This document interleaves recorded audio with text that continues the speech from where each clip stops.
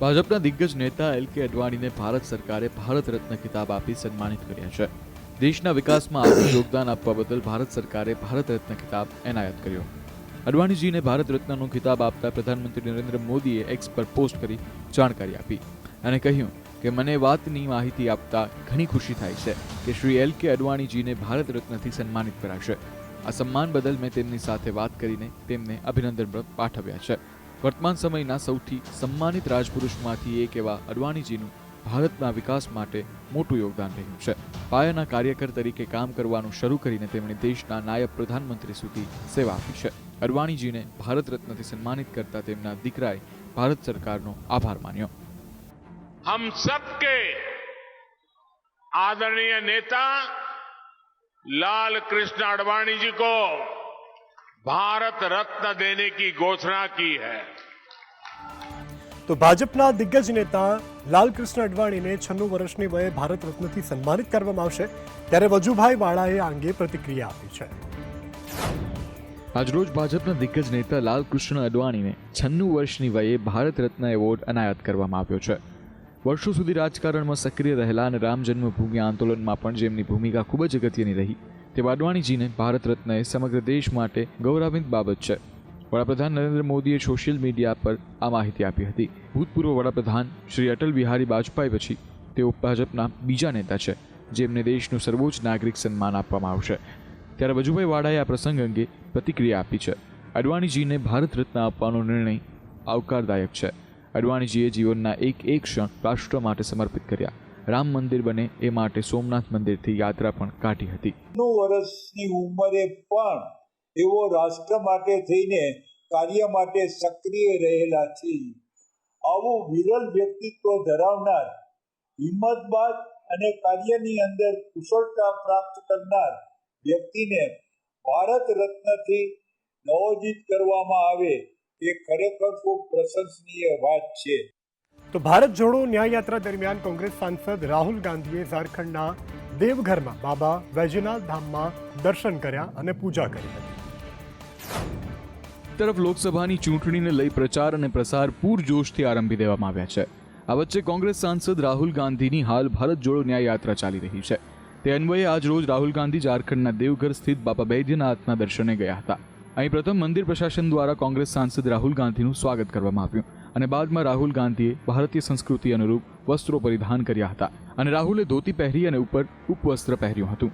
ગુલાબી કલરના ધોતી સાથે રાહુલ ગાંધીએ નિજ મંદિરમાં પ્રવેશ કર્યો હતો અને બાદમાં મંદિરમાં બાબા વૈદ્યનાથની શાસ્ત્રોક્ત પૂજા કરી હતી. મંદિરના પૂજારીઓએ રાહુલ ગાંધીને આશીર્વાદ રૂપી બાબા વૈદ્યનાથની પુષ્પમાળા પહેરાવી હતી અને બાદમાં લલાટ પર ભસ્મની અર્ચાઓ કરી હતી. આ સાથે નિજ મંદિરના અન્ય દેવી દેવતાઓની પૂજા પણ કરી હતી અને મંદિર પરિસરની પ્રદક્ષિણા પણ કરી હતી. બાદમાં રાહુલ ગાંધી બહાર આવવા નીકળ્યા ત્યારે ઉપસ્થિત લોકોએ મોદી મોદીના અને હર હર મહાદેવના નારા લગાવ્યા હતા. બિહારમાં એનડીએ સરકાર બન્યાને 6 દિવસ થયા, ત્યારબાદ મંત્રીઓના વિભાગની વહેંચણી કરવામાં આવી છે. બિહારમાં એનડીએ સરકાર બન્યાના 6 દિવસ બાદ મંત્રીઓના વિભાગોની વહેંચણી કરવામાં આવી છે. સીએમ નીતિશ પહેલાની જેમ ગૃહ વિભાગ સંભાળશે. તેજસ્વીના વિભાગને બંને ડેપ્યુટી સીએમ સમ્રાટ ચૌધરી અને વિજય સિંહા વચ્ચે વહેંચવામાં આવ્યા છે. વિભાગમાં જેડીયુને 19 વિભાગ, ભાજપને 23, હેમને 2 અને અપક્ષને 1 વિભાગ મળ્યો છે. બિહારના ડેપ્યુટી સીએમ સમ્રાટ ચૌધરીને નાણાં વિભાગ અને ડેપ્યુટી સીએમ વિજયકુમાર સિન્હાને રોડ કન્સ્ટ્રક્શન અને એગ્રીકલ્ચર ડિપાર્ટમેન્ટની જવાબદારી મળી છે. જ્યારે મંત્રી વિજય ચૌધરીને જળ સંસાધન, સાંસદીય બાબતો, શિક્ષણ, મકાન બાંધકામ, પરિવહન, માહિતી અને જળસંપર્ક વિભાગો મળ્યા છે. મુખ્યમંત્રી નીતિશ કુમાર પાસે સામાન્ય વહીવટ, ગૃહ વિભાગ, કેબિનેટ સચિવાલય, દેખરેખ, ચૂંટણી અને એવા તમામ વિભાગો છે જે કોઈને ફાળવવામાં આવ્યા નથી. ડેપ્યુટી સીએમ સમ્રાટ ચૌધરી પાસે નાણાં, વાણિજ્ય કર, શહેરી વિકાસ અને આવાસ, આરોગ્ય, રમતગમત, પંચાયતી રાજ, ઉદ્યોગ, પશુ અને મત્સ્ય સંસાધન, કાયદો વિભાગની જવાબદારી હશે. લોકસભા 2024ની ચૂંટણી માટે પ્રચાર અને પ્રસાર તમામ પક્ષો કરી રહ્યા છે, ત્યારે કોંગ્રેસ અધ્યક્ષ મલ્લિકાર્જુન ખડગેએ કહ્યું છે કે સાથ આપો નહીં તો મોદીના ગુલામ બની જશો. કોંગ્રેસ અધ્યક્ષ મલ્લિકાર્જુન ખડગે શનિવારે દિલ્હીના રામલીલા મેદાનમાં ન્યાય સંકલ્પ સંમેલનના ભાગરૂપે પાર્ટી કાર્યકર્તાઓને સંબોધન કર્યું હતું. લોકસભા ચૂંટણી પહેલા ઉત્તરાખંડ અને ઓડિશા પછી આ તેમનું ત્રીજું કાર્યકર્તા સંમેલન છે. ખડગેએ કહ્યું, ભારત જોડો ન્યાય યાત્રા છેલ્લા 21 દિવસથી ચાલી રહી છે. રાહુલ ગાંધી આ યાત્રામાં ન્યાયના 5 સ્તંભ સાથે નીકળ્યા છે. તેઓ લોકોના અધિકારો માટે લડી રહ્યા છે. કોંગ્રેસના દરેક કાર્યકર્તાઓમાં એવો ઉત્સાહ હોવો જોઈએ કે આ લડાઈ કોઈની નહીં પણ બંધારણની રક્ષા માટે છે. જો તમે આ લડાઈમાં કોંગ્રેસને સાથ નહીં આપો તો તમે મોદીના ગુલામ બની જશો. ખડગેએ કહ્યું, આજે દરેક અખબારમાં મોદીની ગેરંટી લખાઈ રહી છે. મોદીની ગેરંટી હતી દર વર્ષે 2 કરોડ નોકરી, લોકોના ખાતામાં 15 લાખ રૂપિયા, પણ મોદીએ કશું આપ્યું નહીં. પીએમ મોદીએ માત્ર યુવાનો, મહિલાઓ, ખેડૂતો અને ગરીબોને છેતરવાનું કામ કર્યું છે. જ્યારે કોંગ્રેસે જે પણ વચનો આપ્યા હતા તે પૂરા કરી બતાવ્યા છે. ખડગેએ વધુમાં કહ્યું, આજે દેશના સરકારી વિભાગોમાં 30 લાખ પદ ખાલી છે. તો લોકસભા ચૂંટણી પહેલા મમતાએ મોટી જાહેરાત કરી છે. સરકાર રાજ્યના 21 લાખ વંચિત લોકોને આર્થિક રીતે મદદ કરશે. INDIA એલાયન્સ સાથે સીટ શેરિંગની પરાયણ વચ્ચે પશ્ચિમ બંગાળના મુખ્યમંત્રી મમતા બેનર્જીએ લોકસભા પહેલા બંગાળમાં મોટી જાહેરાત કરી છે. શનિવારે તેમણે જાહેરાત કરી કે તેમની સરકાર બંગાળના કામદારોને 100 દિવસના કામ માટે ચૂકવણી કરશે. તેમણે જાહેરાત કરી કે 21 ફેબ્રુઆરીએ 21 લાખ મજૂરોના ખાતામાં પૈસા જમા કરાવવામાં આવશે, જેના પૈસા કેન્દ્ર સરકારે ચૂકવ્યા નથી. મમતા બેનર્જીએ કહ્યું કે કેન્દ્ર સરકાર બંગાળને મારવાનું વિચારી રહી છે અને આજે મારું પહેલું પગલું ભરવા તો રાજ્ય સરકાર એવા 21 લાખ કામદારોના પૈસા 21 ફેબ્રુઆરીએ ટ્રાન્સફર કરશે, જેમના પૈસા કેન્દ્ર સરકારે તેમના બેંક ખાતામાં આપ્યા નથી. વધુમાં તેમણે આવાસ યોજના વિશે પણ વાત કરી. તેમણે કહ્યું કે 11 લાખ મકાનો હજુ સુધી મંજૂર થયા નથી. હું આજે હાઉસિંગ વિશે વાત કરીશ નહીં, હું યોગ્ય સમયે તેના વિશે વાત કરીશ. અને તેઓએ કહ્યું કે અમે ભીખ માંગવા નથી આવતા. મહત્વનું છે કે આ હુંકાર ઘણું બધું કહી જાય છે. આજરોજ દિલ્હી સ્થિત વિજ્ઞાન ભવનમાં Commonwealth attorney solicitor general conference 2024નું ઉદ્ઘાટન કરવામાં આવ્યું. આ કાર્યક્રમમાં પીએમ મોદી ઉપસ્થિત રહ્યા હતા. વડાપ્રધાન નરેન્દ્ર મોદીએ શનિવારે નવી દિલ્હીમાં વિજ્ઞાન ભવન ખાતે કોમનવેલ્થ એટર્ની અને સોલિસિટર જનરલ કોન્ફરન્સ 2024ના ઉદ્ઘાટન કાર્યક્રમમાં હાજરી આપી હતી. આ કાર્યક્રમમાં કેન્દ્રીય કાયદા મંત્રી અર્જુન રામ મેઘવાલ અને મુખ્ય ન્યાયાધીશ ડીવાય ચંદ્રચૂડે પણ ભાગ લીધો હતો. કોન્ફરન્સની theme cross border challenges in justice delivery હતી, જેમાં ન્યાયિક પરિવર્તન, કાયદાકીય પ્રેક્ટિસના નૈતિક પરિણામો, કાર્યકારી જવાબદારી અને કાયદાના શિક્ષણના આધુનિકરણ જેવા મહત્વના મુદ્દાઓ પર ધ્યાન કેન્દ્રિત કરવામાં આવ્યું હતું. પીએમએ કોમનવેલ્થ લીગલ એજ્યુકેશન એસોસિએશન અને કોમનવેલ્થ એટર્ની અને સોલિસિટર જનરલ કોન્ફરન્સે સંબોધન કર્યું હતું. તેમણે કહ્યું કે ભારતની અધ્યક્ષતામાં આફ્રિકન યુનિયનને G20નો ભાગ બનવા પર ગર્વ છે. ટેરર ફંડિંગ, દેશો વચ્ચેના સંબંધો, 21મી સદીના પડકારો અંગે પણ ચર્ચા કરવામાં આવી હતી, જેમાં પીએમ મોદીએ સંબોધન દરમિયાન મુખ્ય 7 વાતો કરી હતી. તો પુણે યુનિવર્સિટીમાં રામલીલા ઉપર વિવાદ થયો છે. માતા સીતા અને રાવણના વાંધાજનક દ્રશ્યો દર્શાવવામાં આવ્યા. પ્રોફેસર સહિત 5 વિદ્યાર્થીઓની ધરપકડ કરવામાં આવી છે. પુણેની સાવિત્રીબાઈ ફુલે યુનિવર્સિટીના ફાઇન આર્ટ્સ સેન્ટરમાં behind the screen life of the actress playing Ramlila પર પરફોર્મ કરવામાં આવ્યું હતું. પરંતુ પરફોર્મન્સ દરમિયાન જ અખિલ ભારતીય વિદ્યાર્થી પરિષદ અને નાટક રજૂ કરી રહેલા વિદ્યાર્થીઓ વચ્ચે ઉગ્ર બોલાચાલી થઈ હતી. એબીવીપીનો આરોપ છે કે આ નાટકમાં માતા સીતા સાથે સંબંધિત ઘણા વાંધાજનક સંવાદો અને દ્રશ્યો છે. વિવાદ વધતા મામલો પોલીસ સુધી પહોંચ્યો હતો. ત્યારબાદ રામલીલા પર આધારિત નાટક પરફોર્મ કરીને ધાર્મિક ભાવનાઓને ઠેસ પહોંચાડવા બદલ યુનિવર્સિટીના પ્રોફેસર અને 5 વિદ્યાર્થીની ધરપકડ કરવામાં આવી છે. નાટકમાં સીતાનું પાત્ર ભજવનાર વિદ્યાર્થીને સિગારેટ પીતો અને અપશબ્દોનો ઉપયોગ કરતો બતાવવામાં આવ્યો હતો. જ્યારે પ્રેક્ષકોમાં હાજર એબીવીપીના સભ્યોએ નાટક સામે વાંધો ઉઠાવ્યો અને પ્રદર્શન અટકાવ્યું, ત્યારે કલાકારોએ તેમને ધક્કો મારવાનું શરૂ કર્યું. કલાકારોએ કહ્યું હતું કે રામલીલામાં વિવિધ ભૂમિકાઓ નિભાવનાર કલાકારોના બેકસ્ટેજ હાસ્ય મજાક પર આધારિત હતું.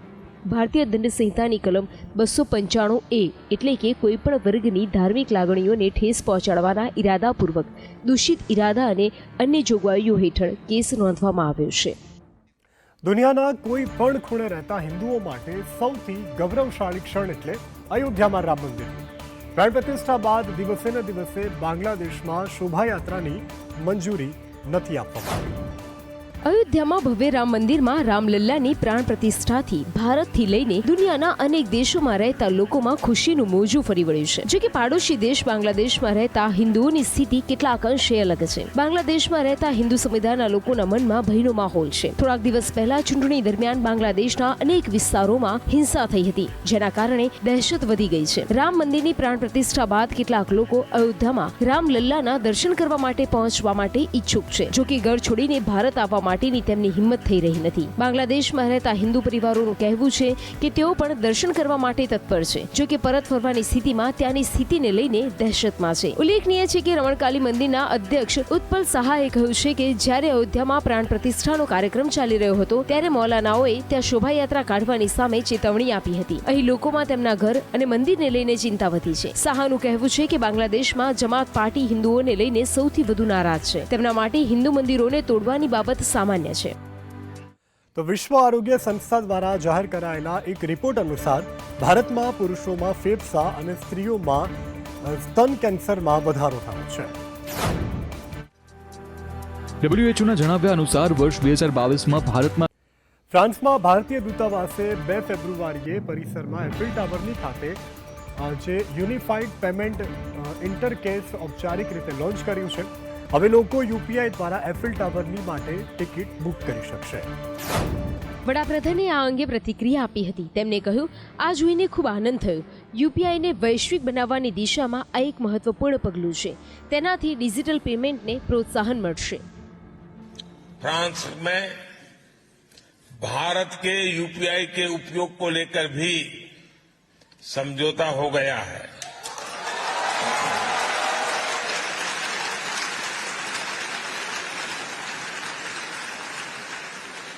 अब मैं तो समझौता करके चला जाऊंगा, आगे बढ़ाने का काम आपका है.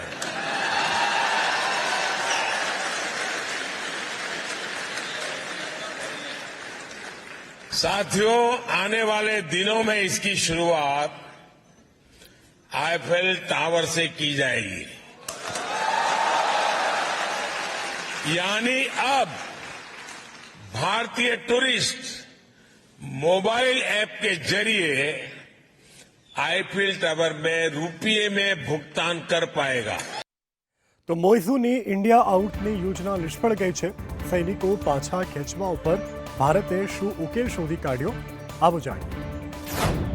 માલદીવ્સના ચીન તરફી રાષ્ટ્રપતિ મોહમ્મદ મુઇઝુ ઈચ્છે છે કે ભારત તેમના દેશમાંથી પોતાના સૈનિકો હટાવે. બંને દેશો વચ્ચેની ઉચ્ચ સ્તરીય બેઠક બાદ માલદીવમાંથી ભારતીય સૈનિકો પાછા ખેંચવાને લઈને ઔપચારિક સમજૂતી થઈ ગઈ છે. માલદીવના વિદેશ મંત્રાલયે જણાવ્યું હતું કે ભારત ટાપુ દેશમાં 3 એવિએશન પ્લેટફોર્મ પર તેના સૈન્ય કર્મીઓને બદલી કરશે અને પ્રક્રિયાનો પ્રથમ તબક્કો 10 માર્ચ સુધીમાં પૂર્ણ થશે. બંને દેશોના કોર ગ્રુપની બેઠક દિલ્હીમાં યોજાઈ હતી, જેમાં મુખ્યત્વે માલદીવમાંથી ભારતીય સૈન્ય જવાનોને પાછા ખેંચવાના વિષય પર ચર્ચા કરવામાં આવી હતી. આ અંગે ભારતે કહ્યું કે ભારતીય એવિએશન પ્લેટફોર્મના સતત સંચાલન માટે માલદીવ સાથે પરસ્પર વ્યવહારિક ઉકેલો પર સહમત થયા છે. મહત્વનું છે કે ગયા વર્ષે નવેમ્બરમાં મુઇઝુ સત્તામાં આવ્યા બાદ બંને દેશો વચ્ચેના સંબંધોમાં થોડો તણાવ હતો. રાષ્ટ્રપતિ તરીકે કાર્યભાર સંભાળ્યા પછી મુઇઝુએ કહ્યું હતું કે તેઓ ભારતીય સૈન્ય કર્મચારીઓને દેશમાંથી હાંકી કાઢવાના તેમના ચૂંટણી વચનને પૂર્ણ કરશે.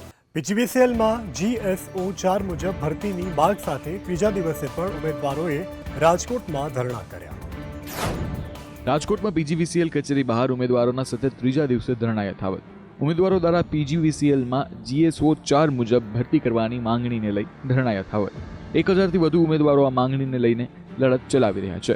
ઉમેદવારોનો ઉર્જા મંત્રી અને PGVCL સામે ઉગ્ર સૂત્રોચ્ચાર સાથે વિરોધ યથાવત. ઉમેદવારોની સાથે NSUIની પણ સતત ત્રીજા દિવસે લડત યથાવત છે. આ લોકોને એક જ પ્રશ્ન છે કે ભાઈ બને ત્યાં સુધી અમારી ભરતી કરો, બરોબર છે, વધુમાં વધુ, અને GSO 4 મુજબ ભરતી કરો, બરોબર છે. જગ્યા ખાલી પડેલી છે તોય આ લોકો કાંઈ જવાબ અમને આપતા નથી, બરોબર છે. અમે આવેદનપત્ર 3જી 4થી વાર આપેલું છે આ લોકોને, તોય એમ તે કંઈ જવાબ મળતો નથી. અહીંથી પરીક્ષા 1/2023 લેવાની હતી અને 16/2/2023 એનું મેરિટ લિસ્ટ જાહેર કરવામાં આવ્યું હતું. જે હમણાં 16/24 આવે છે ત્યારે એનું વેઇટિંગ લિસ્ટ પૂર્ણ થાય છે અને એનો 1 વર્ષનો સમયગાળો હોય છે. ઉમેદવારોનું કહેવું છે કે જ્યાં સુધી માંગ નહીં સંતોષાય ત્યાં સુધી ઉગ્ર રજૂઆત કરતા રહેશે. તો રાજ્યનું વાહન વ્યવહાર નિગમ કડક કાર્યવાહી કરી રહ્યું છે, જેમાં નેતાઓ સહિત અનેક લોકોની કારને બ્લેકલિસ્ટ કરવામાં આવી છે. રાજ્યના વાહન વ્યવહાર વિભાગ દ્વારા મોટી કાર્યવાહી કરવામાં આવી. રજિસ્ટ્રેશન ફી ભરવાની બાકી હોય તેવા 9 લાખથી વધુ વાહનો બ્લેકલિસ્ટ કરવામાં આવ્યા. 1 એપ્રિલ 2021 પછી ખરીદાયેલી કાર સહિતના વાહનો બ્લેકલિસ્ટ કરાયા. બ્લેકલિસ્ટ કરાયેલા વાહનોમાં ઘણા રાજકારણીઓની કારનો પણ સમાવેશ થાય છે. ભાજપ પ્રદેશ પ્રમુખ CR પાટીલના પુત્રની કાર બ્લેકલિસ્ટ કરાઈ છે. કોંગ્રેસના નેતા દર્શન નાયકની કાર પણ બ્લેકલિસ્ટ કરવામાં આવી. કોંગ્રેસના નેતા દર્શન નાયકે જણાવ્યું કે સત્તાનો દુરુપયોગ કરીને વાહન બ્લેકલિસ્ટ કરાયા. તેમજ મુખ્યમંત્રીને પત્ર લખી તપાસ કરાવી કસૂરવાર અધિકારીઓ સામે પગલાં ભરવા માંગ કરવામાં આવી. અને 2.5 વર્ષ પછી રાજ્ય સરકારને ખબર પડી કે ટેક્સ વસૂલાત કરવાનો બાકી રહી ગયો છે. નવાઈની વાત એ છે, દુઃખની વાત એ છે કે આમાં ફક્ત 240 રૂપિયા જેટલા ટેક્સ બાકી છે એમ કરીને બ્લેકલિસ્ટ વાહનો બ્લોક કરવામાં આવ્યા છે. આ રાજ્ય સરકાર કયા પ્રકારની કામગીરી કરે છે, કયા અધિકારીને આની જવાબદારી છે, અને રાજ્ય સરકારના આ બેદરકારીને કારણે ગુજરાતના 10 લાખ વાહન ચાલકોએ આજે પોતાની પ્રતિષ્ઠા ગુમાવવાનો વારો આવ્યો એવું દેખાઈ આવે છે.